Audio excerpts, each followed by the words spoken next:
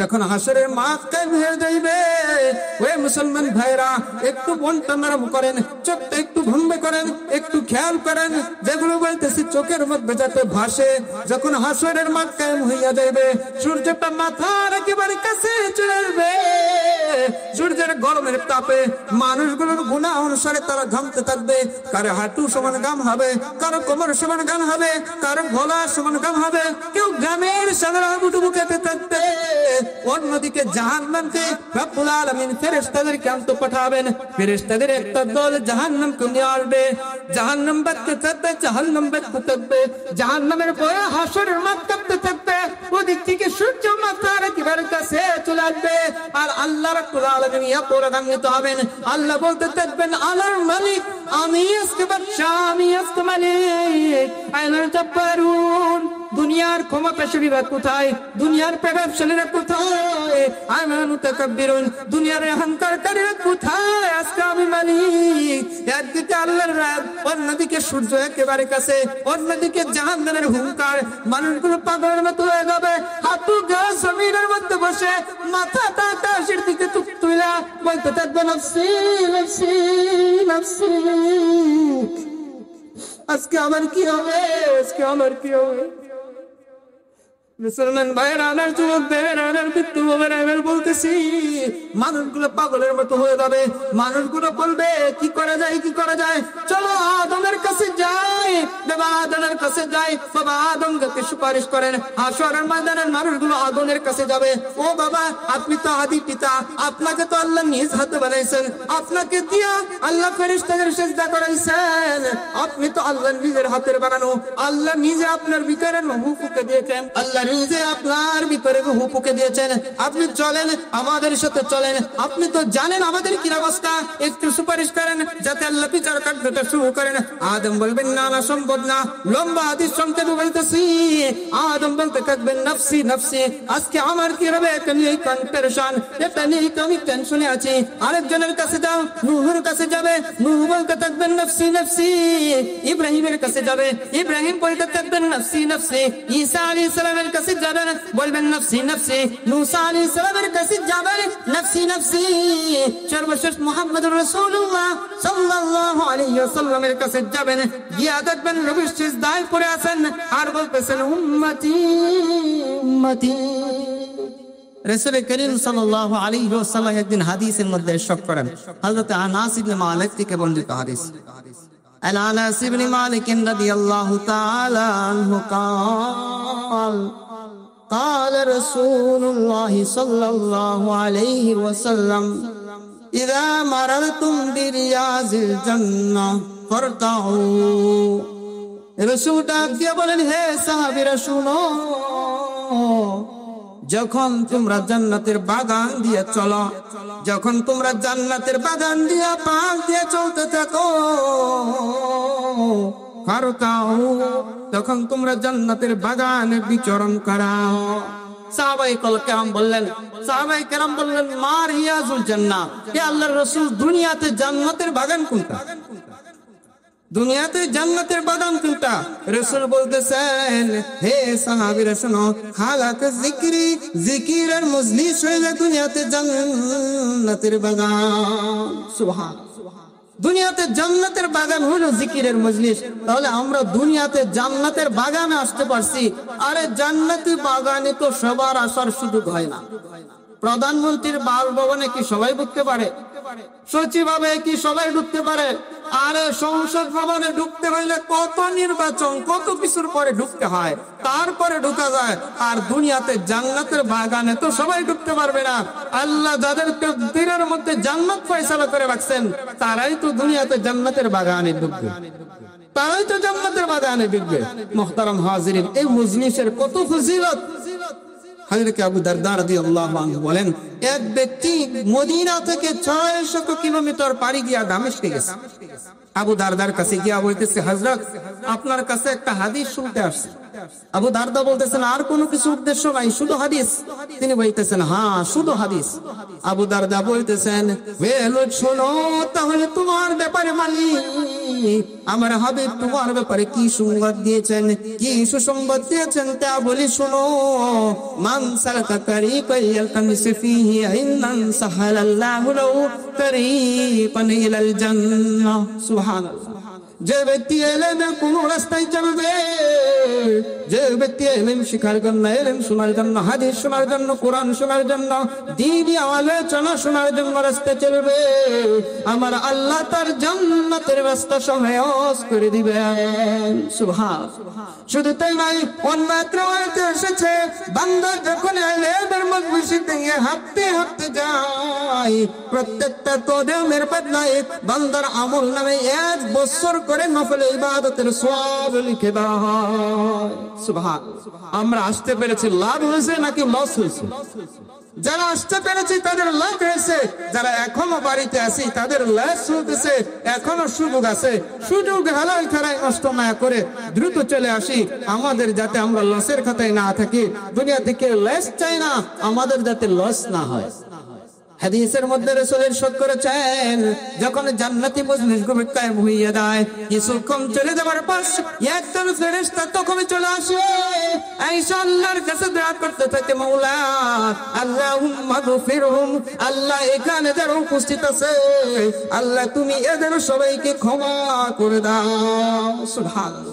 আরেকজন ফেরেশতা কিছুক্ষণ পরে আবার আসে, সেই ফেরেশতা আরেকজন ফেরেশতা এসে বলতে থাকে, আল্লাহুম্মা আরহামহুম, আল্লাহ তাদের উপর তুমি দয়া করো। ফেরেশতারা নিষ্পাপ হওয়ার কারণে ফেরেশতারা দোয়া করার সঙ্গে সঙ্গে আমার আল্লাহ সেই দোয়া কবুল করে নেন। সুবহানাল্লাহ। আল্লাহ তাআলা দোয়া কবুল করে নেন। কিছুক্ষণ পরে আসমান থেকে আওয়াজ আসতে থাকে, ইয়া ফুলান ইবনে ফুলান, ও অমুকের বেটা অমুক, ও আব্দুর রাজ্জাকের বেটা আব্দুর রহমান, ও আব্দুর রহমানের বেটা আব্দুর রাজ্জাক, শুনো আল্লাহ রাব্বুল আলামিন তোমার तमाम জিন্দেগীর গুনাহ খাতাগুলো ক্ষমা করে দিয়েছেন। সুবহানাল্লাহ। শুধু তোমার গুনাহ খাতাগুলো ক্ষমা করেছেন এমনটি নয়, আল্লাহ তোমার গুনাহের জায়গাগুলো নেকি দিয়ে ভরপুর করে দিয়েছেন। সুবহানাল্লাহ। তাহলে এমন দামি মজলিস যারা মিস করে, এমন মজলিসে যারা আসে না, এদিক সেদিক ঘোরাঘুরি করে, এখানে বসলে ফেরেশতাদের দোয়া পাওয়া যাবে। রাস্তায় দাঁড়ায় দাঁড়ায় শুনলে কি ফেরেশতাদের দোয়া পাওয়া যাবে? বাড়ি থেকে শুনলে ফেরেশতাদের দোয়া পাওয়া যাবে? সুসংবাদ কি আসমান থেকে আসবে যে আল্লাহ তাকে ক্ষমা করে দিয়েছেন, নেকির জায়গা গুনার জায়গাগুলো নেকি দ্বারা পরিবর্তন করে দিয়েছেন? এই সুসংবাদ যারা দূর থেকে শুনে তাদের তাকদীরে কি ফয়সালা হয়? হয় না। এজন্য এখনো যারা এদিক সেদিক ঘোরাঘুরি করতেছেন, সময় নষ্ট না করে দূরে দ্রুত চলে আসি, জান্নাতি মজলিসের জায়গা নেই। আল্লাহ তাআলা আমাদের সবাইকে বুঝার আমল করার তৌফিক দান করেন। মুহতারাম হাজিরিন, কারামে পাক থেকে একটি আয়াত এবং রাসূল করিম সাল্লাল্লাহু আলাইহি ওয়াসাল্লামের অসংখ্য অগণিত হাদিসগুলো থেকে আপনাদের সামনে একটি হাদিস পেশ করেছি। আল্লাহ তাআলা যদি তৌফিক দান করেন কিঞ্চিত কিছু আলোচনা করব। ওমা তৌফিক ইল্লা বিল্লাহ। আল্লাহ তাআলা আমাদেরকে কথাগুলো যথাযথ ভাবে বুঝার আমল করার তৌফিক দান করেন। মুহতারাম হাজিরিন, আমরা এখানে এসেছি, আসতে পেরেছি, এখানে যারা এসেছি আমাদের দিলের মধ্যে কিছুটা মহব্বত আছে, দিনে কিছুটা মহব্বত আছে, দিনের রাসূলের, নায়েবে রাসূলদের, উলামায়ে কেরামের, কোরআন হাদিসের মহব্বত আছে, এজন্য আসতে পেরেছি। মহব্বত না থাকলে আসা সম্ভব ছিল না। যাদের দিলে মহব্বত নাই তারা আসতে পারবে না, যাদের দিলে মহব্বত আছে তারা আসতে পারবে। মুহতারাম হাজিরিন, রাসূল করিম সাল্লাল্লাহু আলাইহি ওয়াসাল্লাম কে এক সাহাবী আসছেন। আয়েশা বলতেছেন, ইয়া রাসূলুল্লাহ মাতাসা, কিয়ামত কখন হবে? কিয়ামত কখন হবে? রাসূল বলতেছেন, মা আতাতা লাহা, তুমি তার জন্য কি প্রার্থনা সংগ্রহ করেছো, কি প্রস্তুতি গ্রহণ করেছো? সাহাবা বলতেছেন, না ইয়া রাসূলুল্লাহ, আমি তো কোনো প্রস্তুতি গ্রহণ করতে পারি নাই, আমি তেমন নামাজ পড়তে পারি নাই, তেমন রোজা রাখতে পারি নাই, দান সদ্দা করতে পারিনি। ওয়ালাকিন্নী উহিব্বুল্লাহ ওয়া রাসূলা, কিন্তু ইয়া রাসূলুল্লাহ আমি আল্লাহকে ভালোবাসি আর তার নবীকে ভালোবাসি। সুবহানাল্লাহ। রাসূল বলতেছেন ফাআনতা মা মান আহবাবতা, ও সাহাবী তুমি যাকে ভালোবাসো কিয়ামতের দিন তোমার হাসরের ময়দানে, তোমার মিজানের ময়দানে, তোমার পুলসিরাতের ময়দানে, তোমার জান্নাতের সাথী তুমি সেই ব্যক্তিকে পাইবা। সুবহান। ভালোবাসলে তার সঙ্গী হওয়া যাবে। সুতরাং আজকে যাদের দিলে আল্লাহর মহব্বত আছে, নবীর মহব্বত আছে, আমরা আশা রাখতে পারি আল্লাহর নবীর সাথে আমাদের হাসর হবে, আল্লাহর নবীর সাথে আমাদের মিজান, আমাদের সিরাত, আমাদের পুলসিরাত, আমাদের জান্নাত সব আল্লাহর নবীর সাথে পাবো ইনশাআল্লাহ। আশা। মুহতারাম হাজিরিন, ভালোবাসার এত দাম, এত মহব্বত, এত ভালোবাসার এত দাম, এত বেশি গুরুত্ব। আল্লাহ রাব্বুল আলামিন কোরআনে বলেছেন ওয়াল্লাযীনা আমানু আশাদ্দু হুব্বান লিল্লাহ। নবীদের বৈশিষ্ট্য বলতে গিয়ে আল্লাহ বলতেছেন ওয়াল্লাযীনা আমানু আশাদ্দু হুব্বান লিল্লাহ, যারা মুমিন তাদের দিলের মধ্যে সবচেয়ে বেশি আল্লাহর ভালোবাসা। মুমিনদের দিলে আল্লাহর ভালোবাসা সবচেয়ে বেশি, সব কিছুর থেকে বেশি আল্লাহর ভালোবাসা। সাহাবায়ে কেরাম জিজ্ঞাসা করলেন ইয়া রাসূলুল্লাহ মাতা আকুনা মুমিনান খালিসান, আমরা কখন খাঁটি ইমানদার হব, কখন খাঁটি মুসলমান হতে পারবো? রাসূল বলতেছেন ইদা আহবাবতাল্লাহ, যখন তুমি আল্লাহকে ভালোবাসবে তখন তুমি খাঁটি ইমানদার হতে পারবে। আল্লাহকে ভালোবাসলে খাঁটি ইমানদার হওয়া যাবে। অর্থাৎ ইমানের জন্য, মুমিনের জন্য আল্লাহকে ভালোবাসার বিকল্প কোনো সুযোগ নেই। সাহাবায়ে কেরাম জিজ্ঞাসা করলেন মাতা আহবাবতাল্লাহ, তখন আমরা আল্লাহকে ভালোবাসতে পারবো, তখন আল্লাহর মহব্বত আমাদের হবে। রাসূল তখন বলতেছেন ইদা আহবাবতা রাসূলাহু, যখন তুমি রাসূলকে ভালোবাসবে, তার হাবিবকে ভালোবাসবা, তখন তুমি আল্লাহর ভালোবাসা অর্জন করতে পারবা। আল্লাহর ভালোবাসা অর্জন হবে রাসূলের ভালোবাসার মাধ্যমে। অর্থাৎ আল্লাহর ভালোবাসা ছাড়া মুমিন হওয়া অসম্ভব, রাসূলের ভালোবাসা ছাড়া আল্লাহর ভালোবাসা অসম্ভব। সুতরাং রাসূলের ভালোবাসা ছাড়া ইমানদার হওয়া যাবে না, ইমানদার হওয়া যাবে না। হাদিসের মধ্যে রাসূল ইরশাদ করেছেন লা ইউমিনু আহাদুকুম হাত্তা আকুনা আহাব্বা ইলাইহি বিওয়ালিদিহি ওয়া ওয়ালাদিহি ওয়ান নাসি আজমাইন। ততক্ষণ তোমাদেরকে ইমানদার হতে পারবে না যতক্ষণ না আমি নবী তার কাছে, তার মা বাবা থেকে, সন্তান সন্ততি থেকে, সমস্ত মানুষের থেকে বেশি প্রিয় না হবে, ততক্ষণ মুমিন হতে পারবে না। মুহতারাম, মুমিন আল্লাহর ইবাদত করবে কখন করবে? যখন আল্লাহর প্রতি তার ভালোবাসা থাকে।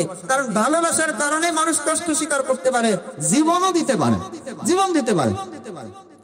হযরত বেলাল হাবশী রাদিয়াল্লাহু আনহু, বেলাল হাবশী রাদিয়াল্লাহু আনহু গোলাম ছিলেন, উমাইয়া ইবনে খালিফের গোলাম ছিলেন। হঠাৎ নবীর দাওয়াত পাইলেন, ঈমান আনলেন, নবীর প্রতি ভালোবাসা প্রকাশ করলেন। উমাইয়া ইবনে খালিদ জানতে পারলো, জানার পরে বেলালকে ডাক দেয়, বেলাল তুমি মুহাম্মাদের ধর্মটা ছেড়ে দাও, মুহাম্মাদের আল্লাহকে ছেড়ে দাও, তাহলে তুমি মুক্তি পাইবা। আর যদি মুহাম্মাদের ধর্মের উপর থাকে, মুহাম্মদকে যদি ভালোবাসে, মুহাম্মাদের আল্লাহর ধর্মের উপর যদি থাকে, তাহলে কঠিন শাস্তি দেওয়া হবে। বেলাল বলে যা করতে চান করতে পারেন, কিন্তু আমি মুহাম্মাদের ধর্ম ছাড়তে পারবো না। সুবহানাল্লাহ, ধর্ম ছাড়তে পারবো না। উমাইয়া ইবনে খালিদ এলাকার বোকা পেছনেদেরকে লেলা দেয়, মক্কার অলি গলিতে বেলাল হাবশী রাদিয়াল্লাহু আনহুর গলার মধ্যে রশি ভাইয়া, যেমন ইবাদত ছাগলের গলায় রশি লাগাইয়া মনের ভরে টানতে থাকে, বেলালের গলায় রশি লাগাইয়া মক্কার বোকা পেছনেরা অলিতে গলিতে ঘুরাইতে থাকে, পাহাড়ে ঘুরাইতে থাকে, এবড়ো থেবড়ো জায়গায় ঘুরাইতে থাকে, টানতে টানতে গলা কেটে রক্ত ঝরতে থাকে। বেলালের খাবার বন্ধ করে দেওয়া হয়, বেলালের পানি বন্ধ করে দেওয়া হয়, বেলালকে উত্তপ্ত রোদের মধ্যে মরুভূমির উপর বালুর উপর শুয়াইয়া বেলালের বুকের উপর পাথর চাপা দিয়ে দেওয়া হয়। আর বেলালকে বলা হয় লা তাজালু হাকাযা হাত্তা তামুতা ওয়ালা তাতরুকা মুহাম্মদ, যতক্ষণ তুমি মৃত্যুবরণ না করবে, যতক্ষণ তুমি মুহাম্মদকে না ছাড়বে, ওয়ালা তাবুদিল্লাহ ওয়াল উজ্জা, যতক্ষণ লাত উজ্জার ইবাদত না করবে, বেলাল তোমাকে ছাড় দেওয়া হবে না। বেলালের জবান বন্ধ হয়ে গেছে, খাবার নাই, পানি নাই, কোনো কিছু নাই, নির্যাতনের পরে নির্যাতন, মুখের জবান থেকে কোনো আওয়াজ বের হয় না। বেলালের জবান থেকে শুধু একটা নাম শোনা যায়, আহাদ আহাদ আহাদ। আল্লাহ আল্লাহ क्या मुबारक नाम है, अल्लाह अल्लाह क्या मुबारक नाम है, अल्लाह अल्लाह मोमिनों का काम है, अल्लाह अल्लाह मोमिनों का काम है, अल्लाह अल्लाह चशीरी लस्तनम, अल्लाह अल्लाह चशीरी लस्तनम, शीर शाकर लेशुअद जालम तलम, शीर शाकर लेशुअद जालम तलम।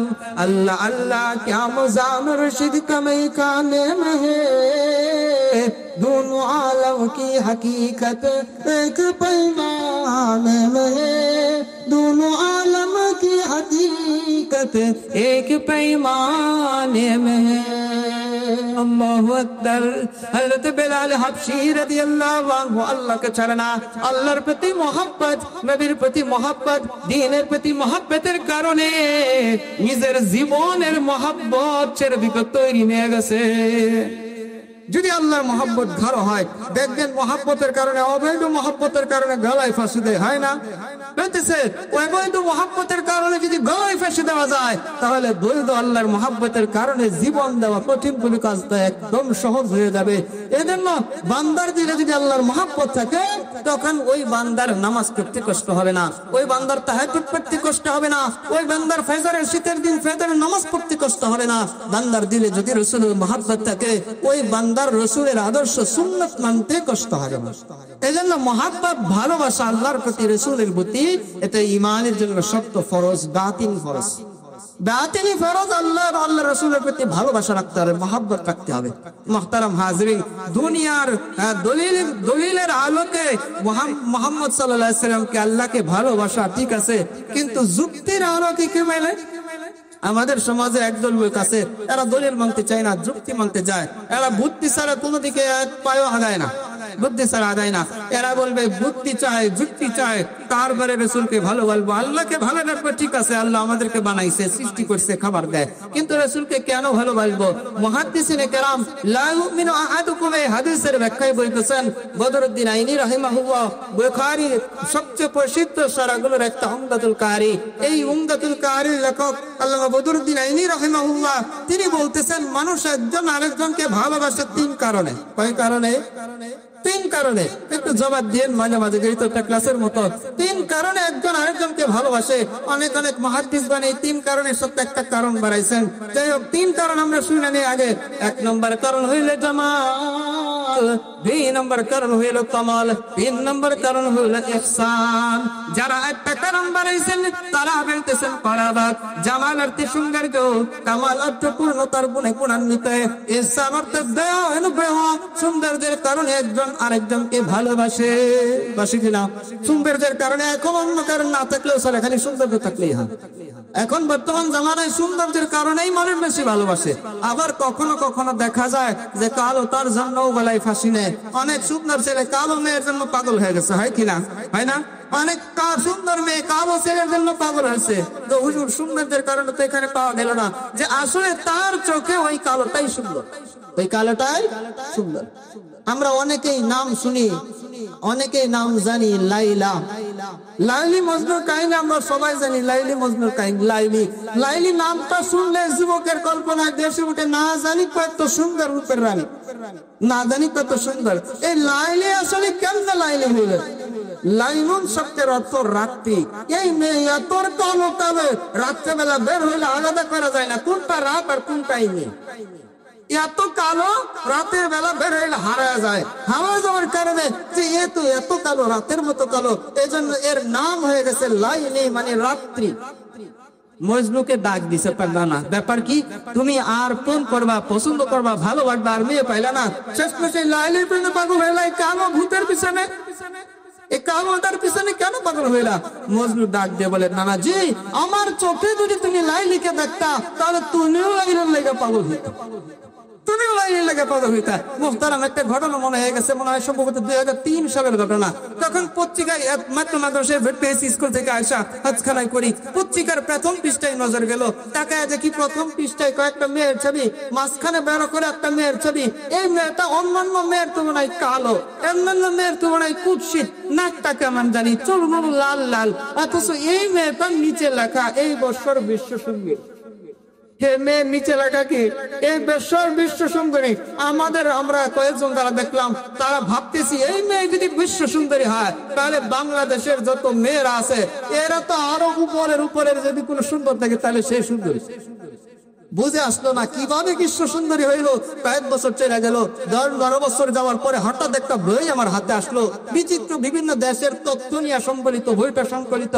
বইটা হাতে নিলাম, হাতে নিয়ে দেখি আফ্রিকার একটা অঞ্চলের বৈশিষ্ট্যের এখানে লেখা, ওই অঞ্চলের যেই মেয়ে যত কালো সেই মেয়ে তত ভালো, যেই মেয়ের চেহারায় যত দাগ, গালে যত কাটা ছিঁড়া, ওই মেয়ের জন্য তাপ কত বেশি, তত ফর্সা, ওই মেয়ের ফাত তত কম।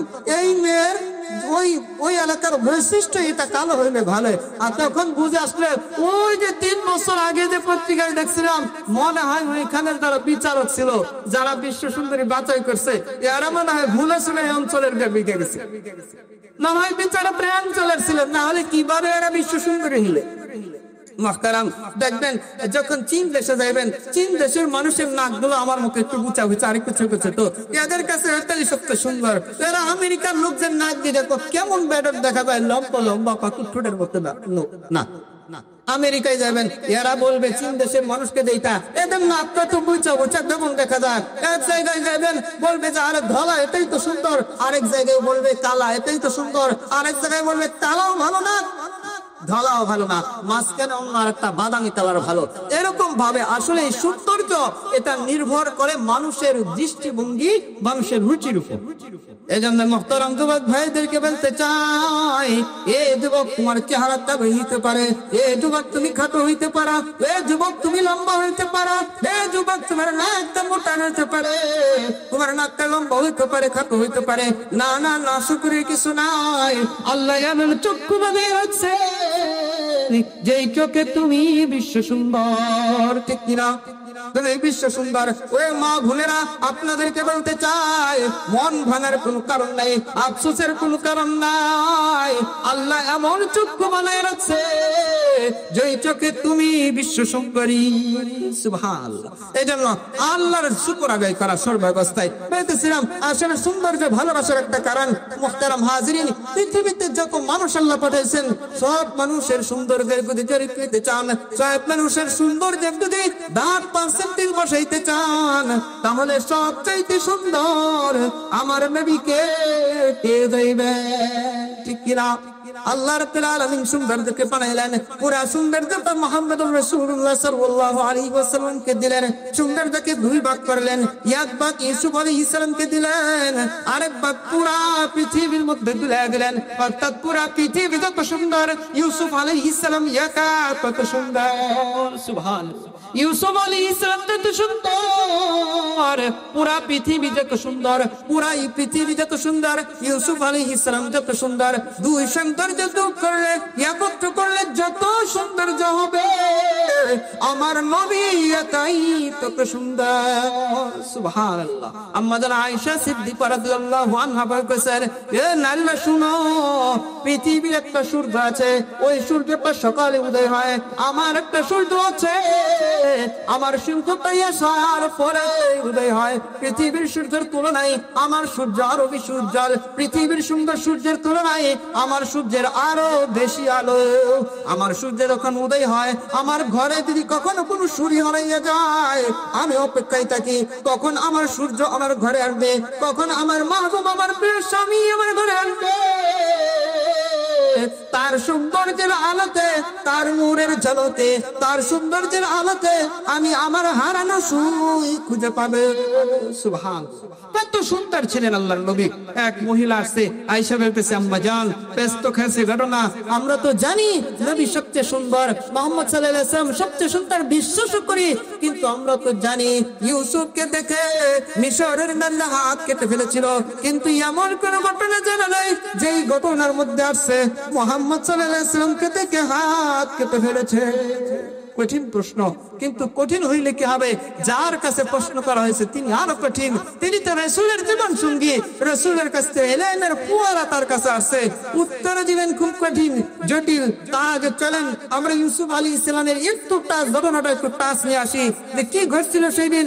ইউসুফ আলাইহিস সালামকে যখন বেরা সূত্র করে কুয়ার মধ্যে, সূত্রতা করে কুয়ার মধ্যে ফেলে দেয়, এক বণিক দল ইউসুফ আলাইহিস সালামকে কুয়া থেকে তুলে মিশরের হাটে নিয়ে বিক্রি করে দেয়। সেখান থেকে মিশরের যে শাসক ছিলেন, আজিজ মিশর ছিলেন, তিনি ইউসুফ আলাইহিস সালামকে ক্রয় করে নিয়ে দেন।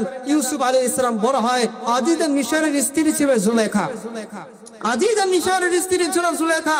ইউসুফ আলাইহিস সালাম বড় হয়, যুবক বয়সে পরিণত হয়। জুলেখার দৃষ্টি ইউসুফের প্রতি পড়ে, আকৃষ্ট হয়, মোহাম্মত বাড়ে। বারবার ইউসুফ আলাইহিস সালামকে ফুসলাতে চায় যে কিভাবে ভাগে আনা যায়, জাদু করে, কিন্তু জাদু কাজ হয় না। নবীর উপরে কিভাবে কাজ হবে, জাদু কাজ হয় না, কোন ধরনের কৌশল কাজ হয় না। এবার শুধু খুঁজে কি করা যায়, দাসীকে শিখা দিছে, শুনো ইউসুফকে চাই চাই, যখন ইউসুফকে নিয়ে ঘরে ঢুকবো বাহির দিয়ে দরজা লাগা দিবা, দেখবো ইউসুফ কিভাবে কাছে। ইউসুফ আলাইহিস সালামকে ভোর বইতে দিয়া ভিতরে বিয়া গেলেন, দরজা পোকা হিরতে লাগা হইল। ইউসুফকে জুলেখা ডাক দেয়, ইউসুফ আসো আসো, তুমি তো জানো আমার মনের কেউ নাকি, মনের বাসনা কি, তুমি তো জানো আমি তোমাকে কতটুকু চাই। আজকে এখানে কেউ নাই, আজিজ মিশর নাই, কেউ তো নাই, কেউ দেখবে না, আমার মনের বাসনা তুমি পুরা করে দাও। আর যদি পুরা না তেরো, আমি বাদশার কাছে অভিযোগ দেব, আজিজ মিশরের কাছে অভিযোগ দেবে। ইউসুফ বলেন দাঁত দিয়া, না না সম্ভব না, আমি আল্লাহর নাফরমানি করতে পারবো না, আল্লাহর হুকুম লঙ্ঘন করতে পারবো না, আজিজ মিশরের সাথে মুখারামি করতে পারবো না। আজিজ মিশর আমাকে লালন পালন করেছেন, আজিজ মিশর আমাকে বড় করেছেন, আমি আজিজ মিশরের মুখারামি করতে পারবো না, তোমার সাথে কাজ করতে পারবো না। ইউসুফ আলাইহিস সালাম দৌড় দিলেন দরজার দিকে, আল্লাহু আকবার বলে দৌড় দেওয়ার সঙ্গে সঙ্গে আমার আল্লাহ কুদরতি ইশারায় যে দরজার কাছে যান, সঙ্গে সঙ্গে সেই দরজাটা আস্তে আস্তে করে খুলে যেতে থাকে। সুবহানাল্লাহ। সর্বশেষ দরজার সামনে গিয়ে উপস্থিত, দরজা খোলার পরে সামনে তাকে দেখে আজিজ মিশর দাঁড়ানো।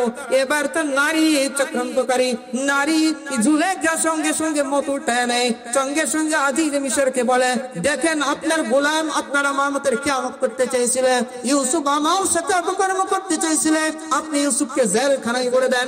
ইউসুফ আলাইহিস সালাম ডাক দিয়ে বলেন, না না, জুলেখা যা বলতেছে মিথ্যা বলতেছে, জুলেখা আমার সাথে খারাপ কাজ করতে চাইছিল, আমি আপনার সাথে বিমুখারামি করতে পারি না। আজিজ মিশর বলে, দলিল দাও, প্রমাণ দাও, তুমি যদি সত্যবাদী হয়ে থাকো প্রমাণ দাও। ইউসুফ আলাইহিস সালাম ভাবতেছিলেন কি প্রমাণ দিবেন, কি যুক্তি দিবেন, কি দলিল দিবেন, কোনো তো দলিল নাই। আল্লাহর ওহীর অপেক্ষায় ছিলেন, আল্লাহ জানায় দিলেন, ইউসুফ তুমি ওই বাচ্চা দুধ পানের শিশুটা যে কথা বলতে পারে না, তুমি তাকে তোমার সাক্ষী বানাও, ওকে সাক্ষী বানাও। ইউসুফ বলতেছে যে দুধের শিশু আমার সাক্ষী। লোকজন বলে পাগল হয়েছে নাকি, এত কথাই বলতে পারে না, সাক্ষী কিভাবে দিবে? না এই আমার সাক্ষী দিবে, সুবহানাল্লাহ, এই আমার সাক্ষী দিবে। যুবক বাচ্চাকে বলা হইলো, বাবু বলো তুমি কি চাও। যুবক বাচ্চা, ছোট বাচ্চা, এমনি যদি ডাইরেক্ট বলে দেয় যে ইউসুফ নির্দোষ, তখন বলবে জাদু করছে, বলবে কিনা, বলবে জাদু করছে না। বাচ্চা কথাই বলতে পারে না, এই বাচ্চা ডাইরেক্ট ইউসুফের পক্ষে মন্তব্য করে। আল্লাহ বাচ্চাকে হিকমত শিক্ষা দিলেন। বাচ্চা বলতেছে যদি ইউসুফের জামা সামনের দিক থেকে ছিঁড়া থাকে তাহলে বুঝবেন ইউসুফ দোষী, আর যদি জামা পিছনে ছিঁড়া থাকে তাহলে বুঝবেন জুলেখা দোষী। সুন্দর সমাধান। যখন আজিজ মিশর চেক করলেন, দেখেন জামা তো পিছন দিক থেকে ছিঁড়া। ইউসুফ যখন দৌড় দিছিলেন, জুলেখা পিছন দিয়ে টান দিছে, জামা ছিঁড়ে গেছে। প্রমাণ হয়ে গেল জুলেখা দোষী, ইউসুফ নির্দোষ। আজিজ মিশর বিষয়টাকে ধামা চাপা দেওয়ার জন্য বলছে এখানেই শেষ, আর যাতে সামনে না গায়, কেউ যাতে সামনে আলোচনা না করে, এই বিষয় যত গোপন রাখতে চান দেখবেন ওই বিষয়টা আর বেশি প্রকাশিত হইয়া যায়। বিষয় বিশেষ করে কোনো মহিলাকে যদি বলেন যে মা এই কথাটা আর কাউরে বেরোবেন না, বন্যার আগুন থেকে আর বেড়ে যাবে না। যদি বলেন যে বলা যাবে না, দেখবেন কারেন্টের আগে পুরো এলাকায় ছড়াই গেছে। কথা ঠিক কিনা? কারেন্টের আগে ছড়াইবে। কিন্তু যদি বলেন সবাইকে বলো বলো, দেখবেন তখন আর ছড়াবে না। গোপন রাখতে চাইলে তার প্রকার বেশি হয়। তো আজিজে মিশর গোপন রাখতে চাইছিলেন, এবার প্রকার বেশি হয়ে গেল। শহরের গলিতে গলিতে সব জায়গায় আবু হুমরার সবার ঘরে ঘরে আওয়াজ যে জুলেখা শহরের ফার্স্ট লেডি হওয়া সত্ত্বেও, শহরের সবচেয়ে সুন্দরী নারী হওয়া সত্ত্বেও, শহরের সবচেয়ে প্রভাবশালী নারী হওয়া সত্ত্বেও কিভাবে নিজের গোলামের সাথে কেমনে সম্ভব? নিজের গোলামের সাথেও মানুষ। সবাই তাচ্ছিল্য করতে লাগলো। খবর জুলেখার কানেও গেছে। এবার জুলেখা তো দাঁড়াও, খেলা দেখাইতেছি, বুঝাইতেছি তোমাদেরকে আমি কেন এমন করেছি, কেমন পাগলামি করেছি। জুলেখা বাদিয়ে দেখে বলে দিল, ও বাদিরা, তোমরা শহরের সমস্ত ধর্মাঢ্য মহিলাদেরকে দাওয়াত করবা। আমি পার্টির আয়োজন করেছি, সবাইকে খাবার খাওয়াবো।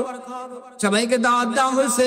শহরের সমস্ত সম্ভ্রান্ত নারীরা উপস্থিত। সবাইকে খাবার বিশেষ ব্যবস্থা করা হয়েছে। সবার হাতে করে হাতে হাতে একটা করে প্লেট দেওয়া হয়েছে, আর এক হাতে একটা করে ছুরি দেওয়া হয়েছে। প্লেটের মধ্যে ফল রাখা আছে বা লেবু রাখা আছে। সবাই কেটে কেটে যখন ফল খাওয়া শুরু করেছে, ওই সময় জুলেখা ডাক দিয়েছে, ইউসুফ এদিকে আসো। ইউসুফের নাম শোনার সঙ্গে সঙ্গে শহরের নারীরা সবাই ইউসুফ আলাইহিস সালামের দিকে হা করে তাকাইছে। এই যে তাকাইছে, আর কোনো হুঁশ নাই, কি করতেছিল হাত দিয়া কোনো খবর নাই। চোখ দিয়া তাকায় রয়েছে, হাত দিয়া কাটতেছে। ফল কাটে না হাত কাটে না অন্য কোনো কিছু কাটে, কোনো খবর নাই। তাকায় রয়েছে। কিছুক্ষণ তাকানোর পরে আল্লাহ বলেন, অকত্তহানা আইদিয়াহুম নাওয়াতনা হাসাল্লাহ। যুবকের সঙ্গীরা, ওই শহরের নারীরা হাতগুলো কাটতেছে আর বলতেছে, ওয়াকুল্লা হাসালিল্লাহ, আল্লাহর পানা, কি দেখলাম কি দেখলাম, এমন সুন্দর তো মানুষ হইতে পারে না। মা হাদা বাসারা, এমন সুন্দর তো মানুষ হইতে পারে না। ইন হাযা ইল্লা মালাকুন কারীম। সুবহানাল্লাহ, নিশ্চয়ই কোন মহিমান্বিত ফেরেশতা নাই আসেন, নাইলে এত সুন্দর কিভাবে হয়? মদিনার বাইরের মহিলারা আম্মাজান আয়েশাকে ইঙ্গিত করেছেন, আমরা জানি মিশরের নারীরা ইউসুফকে দেখে হাত কেটে ফেলেছিল, কিন্তু নবীকে দেখে হাত কেটেছে এমন কোন ঘটনা, এমন কোন নজির তো আমাদের কাছে না। জলেতি শ্রী হযরত আয়েশা রাদিয়াল্লাহু আনহা ডাক দিয়ে বলেন, এ নারীরা শুনো, মিশরের নারীরা ইউসুফকে দেখে হাত কেটে ফেলেছিল, আর আমার নবী মুহাম্মদকে যদি দেখছে কলিজা কেটে টুকরো টুকরো করে ফেলতো। সুবহানাল্লাহ। মুহতারাম হাজিরিন, কলিজা কাটতো কিনা? সাহাবায়ে কেরাম তো কলিজা কেটে নজির পেশ করেছেন। হযরত হামজা রাদিয়াল্লাহু আনহু নবীজির মুহাব্বতে, নবীজির ভালোবাসায় নিজের কলিজা দিয়েছেন, শহীদ হয়েছেন। হিন্দা তার কলিজা কেটে টুকরো টুকরো করে চাবাইছে, টুকরো টুকরো করে চাবাইছে। মুহতারাম হাজিরিন, সাহাবায়ে কেরাম নবীর জন্য জীবন দিয়েছেন কিনা? উমর ফারুক নবীর দ্বীনের জন্য জীবন দিয়েছেন কিনা? হযরত আলী নবীর দ্বীনের জন্য জীবন দিয়েছেন কিনা? হযরত উসমান নবীর দ্বীনের জন্য জীবন দিয়েছেন কি দেন নাই? দেন নাই? জোরে বলেন, জীবন দিয়েছেন না দেন নাই? বর্তমান যুগের যদি মুসলমানদেরকে বলা হয়, এ মুসলমানেরা, নবীর জন্য ডাক এসেছে, নবীর সম্মান রক্ষার জন্য ডাক এসেছে, নবীর নবুয়তের চেয়ে ওই কাদিয়ানের বদমাইশরা দখল করতে চায়। কে কে আসল নবীর আশিক, কে কে আসল নবীর প্রেমিক, এরকম পারে যদি ওলামায়ে কেরাম ডাক দেয়, আমার তো মনে হয় বর্তমান বাংলাদেশের লক্ষ কোটি যুবক তারা যাবে, জীবন দেব, কিন্তু নবীর রিসালাতের, নবীর নবুয়তের মধ্যে কাউকে ভাগ বসাতে দেব না। কথা বলেন ঠিক কিনা? কথা বলেন ঠিক কিনা? ওলামায়ে কেরাম যখন ডাক দেন 15 তারিখে সম্ভবত সোহরাওয়ার্দী উদ্যানে ওলামায়ে কেরাম, দেশের সমস্ত ওলামায়ে কেরাম, আন্তর্জাতিক ওলামায়ে কেরাম একত্রিত হইতেছেন। বর্তমান আমাদের দেশের সবচেয়ে বড় সমস্যা যেটা, সেটা হচ্ছে কাদিয়ানি ফিতনা। এই কাদিয়ানিরা তাদের এক নেতাকে গোলাম মোহাম্মদ কাদিয়ানিকে বলে শেষ নবী, আমাদের নবীকে শেষ নবী মানে না, তারা গোলাম মোহাম্মদ কাদিয়ানিকে নবী বানাতে চায়। সুতরাং মুসলমানরা জীবিত থাকতে, রাসূলের আশিকরা জীবিত থাকতে, সাহাবায়ে কেরামের নজির, সেই ইউসুফের নজির আবার মুসলমানরা দেখায় দিবে। কথা বলেন ঠিক কিনা? আবার মুসলমানরা দেখাইবে। মুসলমান যুবকরা রক্ত দিতে পারে, মুসলমান যুবকরা জীবন দিতে পারে, কিন্তু নবীর শানে, নবীর চরিত্রে যদি কোনো আঘাত হয়, তাহলে মুসলমান যুবকরা ছাড় দিবেন। কথা বলেন, মুসলমান যুবক ছাড় দিবে না। মাহতারাম হাজিরিন, বলতেছিলাম নবী আমার এত সুন্দর, এত সুন্দর, এত সুন্দর, এত সুন্দর। হযরতে যার ইবনে সাবুরা রাদিয়াল্লাহু আনহু একদিন পূর্ণিমার চাঁদে থাকতে 14 তারিখ আকাশের মধ্যে পূর্ণিমার চাঁদ ঝলমল ঝলমল করতেছে। সাহাবী আকাশের দিকে তাকায়, আকাশের চাঁদ দেখতেছেন, নিচে রাসূলের দিকে তাকায়, রাসূলের চেহারার দিকে তাকান, তাকায় দেখেন চাঁদ বেশি সুন্দর নাকি আমার নবী বেশি সুন্দর। বারবার তাকান উপরে, ওই সাহাবী ডাক দিয়া বলে, ওই চাঁদ তুমি চাঁদের থেকে বেশি সুন্দর আমার নবী। সুবহানাল্লাহ। চাঁদ সে তশবীহ দেনা, चाँद से तशबीह देना एक इंसाफ है। चाँद पर ही छाया मदनी का चेहरा साफ है। चाँद पर ही छाया मदनी का चेहरा साफ है। चादर चे सुंदर आमर नबी, বলেন না সুবহানাল্লাহ। চাঁদের চেয়ে সুন্দর আমার নবী, তারি রূপে হার নেমেছে, তারি রূপে হার নেমেছে গ্রহ রবি। চাঁদের চেয়ে সুন্দর আমার নবী, বলেন না কে সবচেয়ে সুন্দর? পৃথিবীতে সৌন্দর্যের কারণে যদি কাউকে ভালোবাসতে হয়, পৃথিবীতে সৌন্দর্যের কারণে যদি কাউকে মহব্বত করতে হয়, এ মুসলমান যুবক মেয়েরা বিদ্যানগরে বলতেছি, পৃথিবীতে ভালোবাসার একমাত্র হকদার কে হবে? কে হবে? আমার নবী মুহাম্মদুর রাসূলুল্লাহ সাল্লাল্লাহু আলাইহি ওয়াসাল্লাম হলেন সবচেয়ে ভালোবাসার উপযুক্ত। 2 নম্বর কারণ হইল, বেশি লম্বা করব না, 2 নম্বর কারণ হইল কামাল, পূর্ণতার গুণে গুণান্বিত হওয়া। পৃথিবীতে যত লোক আগমন করেছে, এসেছে, গিয়েছে, কেউ পূর্ণাঙ্গ গুণের অধিকারী ছিল না। যত সাহিত্যিক পৃথিবীতে এসেছে, সাহিত্যিক ইন্তেকাল করার পরে বলে অকাল মৃত্যুবরণ করেছে। অকাল কয় নাকি? কয় না? অকাল মৃত্যুবরণ করেছে। আর কিছুদিন যদি থাকতো, সাহিত্যে বড় বড় অবদান রাখতে, বড় রাজনীতিবিদ ইন্তেকাল করছে, বলে অকাল মৃত্যুবরণ করছে। আর কিছুদিন থাকতো, আরো দেশের কল্যাণ করতে থাকতো। বড় ডাক্তার ইন্তেকাল করেছে, বলে আর অকাল মৃত্যুবরণ করেছে। আর কিছুদিন থাকতে ডাক্তারি শাস্ত্রী রোগীদের আরো বড় উপকার করতে পারতো, বলে কিনা? অর্থাৎ পৃথিবীতে যত মানুষ পৃথিবীতে আসে যায়, যত ভালো ভালো কাজ করুক, যত বড় বড় কাজ করুক, কে পূর্ণতার স্বাক্ষর রাখতে পারে না। পৃথিবীতে একমাত্র একজন ব্যক্তি আল্লাহ পাঠিয়েছেন, যেই ব্যক্তি সমস্ত গুণে পূর্ণ গুণে গুণান্বিত ছিলেন। সুবহানাল্লাহ। একজন ছিলেন যিনি পূর্ণ গুণে গুণান্বিত। বাবা হিসেবে যদি বলেন, একজন ছিলেন পূর্ণাঙ্গ আদর্শবান বাবা, একজন ছিলেন পূর্ণাঙ্গ আদর্শবান সন্তান, একজন ছিলেন পূর্ণাঙ্গ আদর্শবান রাষ্ট্রনায়ক, একজন ছিলেন পূর্ণাঙ্গ আদর্শবান কমান্ডার। প্রত্যেকটা ক্ষেত্রে যিনি ছিলেন পূর্ণাঙ্গতার অধিকারী, যিনি ছিলেন পরিপূর্ণ কামালাতের অধিকারী, তিনি হলেন আমাদের নবী মুহাম্মদ রাসূলুল্লাহ সাল্লাল্লাহু আলাইহি ওয়াসাল্লাম। অর্থাৎ কামালাতের কারণে কাউকে ভালোবাসতে হলে কাকে ভালোবাসতে হবে? মুহাম্মদুর রাসূলুল্লাহ সাল্লাল্লাহু আলাইহি ওয়াসাল্লামকে ভালোবাসতে হবে। 3 নম্বর গুণ হলো ইহসান, দয়া ও অনুগ্রহ। দয়ার কারণে, অনুগ্রহের কারণে একজন আরেকজনকে ভালোবাসে কিনা? একটা হাত ধরে দিবেন, খুশি হয়ে যাবে, এরপর থেকে দেখলে সালাম দিবে, বলবে এই লোকটা তো ভালো।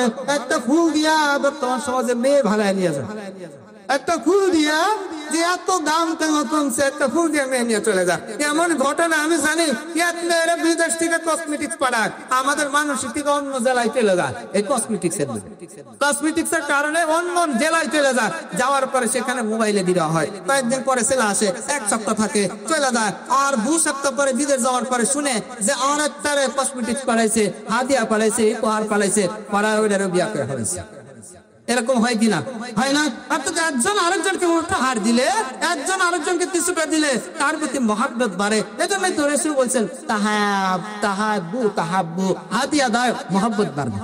রাসূল বলেছেন হাদিয়া দাও, মহব্বত বাড়বে। মুহতারাম হাজিরিন, পৃথিবীর মধ্যে যত মানুষ আছে, যত মানুষের প্রতি দয়া করেছে, কেউ সবার প্রতি দয়া করতে পারে নাই। পৃথিবীতে এমন একজন ব্যক্তি ছিলেন, তিনি সবার প্রতি দয়া করেছেন।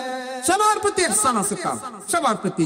ছোট্ট বাচ্চাকে যদি বলা হয় তোমার প্রতি সবচেয়ে বেশি কে দয়া দেখাইছেন, কে ইহসান প্রকাশ করেছেন, বলবেন নবী মুহাম্মদুর রাসূলুল্লাহ সাল্লাল্লাহু আলাইহি ওয়াসাল্লাম, লাইসা মিন্না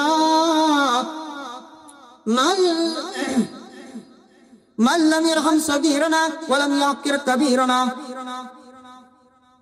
ওয়ালাম ইয়াকর কাবীরানা। যে ব্যক্তি আমার উম্মতের ছোটদেরকে স্নেহের হাত বোলায় না, ছোটদেরকে মহব্বত না করে, বড়দেরকে সম্মান করে না, ওই ব্যক্তি আমার উম্মতি না। রাসূল বলেছেন, রাসূল ছোটদের জন্য রহমত, বড়দের জন্য রহমত, ছোটদের জন্য রহমত, বুড়াদের জন্য রহমত, নবী নারীদের জন্য রহমত। দুনিয়ার নারীরা ছিল অবহেলিকা, ওই নারীদের জন্য রাসূল বলে দিয়েছেন, হে উম্মতের দল সাহাবায়ে কেরাম শুনো, খায়রুকুম লিআহলিহি, তোমাদের স্ত্রীর কাছে যে শ্রেষ্ঠ সেই আসলে প্রকৃত শ্রেষ্ঠ। তাহলে নারীদের জন্য রহমত, পুরুষের জন্য রহমত।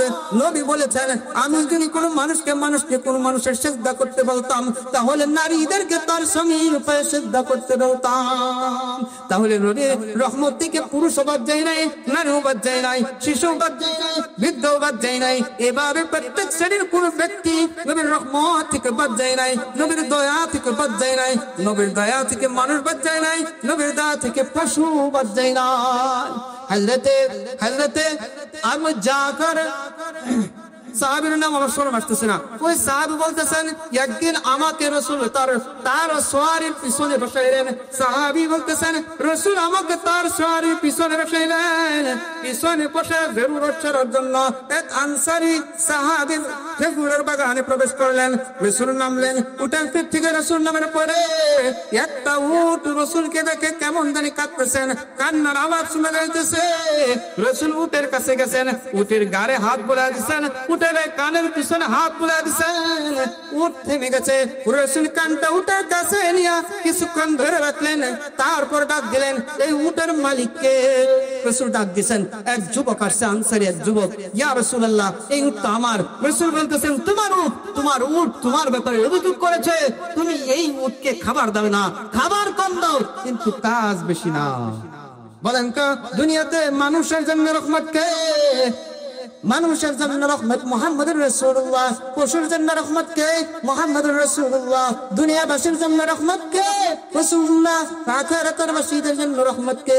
মুহাম্মদুর রাসূলুল্লাহ। এজন্য আমার আল্লাহ বলেছেন, ওয়া মা আরসালনাকা ইল্লা রাহমাতাল লিল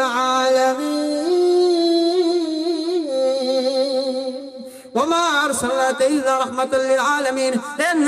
আমি আপনাকে জগৎবাসীর জন্য রহমত বানায়া পাঠাইছি। সুবহানাল্লাহ।